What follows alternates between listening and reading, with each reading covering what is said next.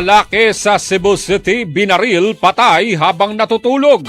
Katropa natin sa balita, Almi Mata ng XFM Cebu.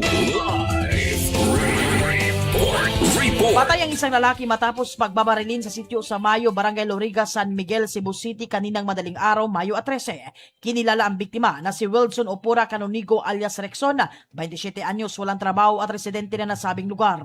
Batay sa paunang investigasyon ng pulisya, ayon sa testigong si Angel Marie Perez, pinsan ng biktima, na natutulog pa umano si Canonigo sa isang bakanting lote malapit sa kanilang lugar nang marinig ang sunod-sunod na putok ng baril. Sa kanilang pagresponde, nadatna na nakahandusay at naliligo sa sariling dugo ang biktima. Agad itong isinugod sa Cebu City Medical Center, ngunit idiniklara na dead on arrival o wala ng buhay. Ayon sa iilang saksi, dalawang lalaki ang posibleng may kagagawan ng pamamaril na mabilis ding tumakas matapos ang insidente. Sinabi ng mga pulis na posibleng personal na alitan o may kaugnayan sa iligal na droga ang motibo sa krimen. Gayunman, nagpapatuloy pang investigasyon upang matukoy ang tunay na pagkakakilanlan at motibo ng mga suspek. Mga katropa, ugali na pag-inom ng Santhon Vitamin C, ang alkaline-based vitamin C para sa nagkakaisang Pilipino para sa Pilipinas, mula rito sa Queen City of the South, Cebu City. Ito si katropang Almi Mata, XFM News.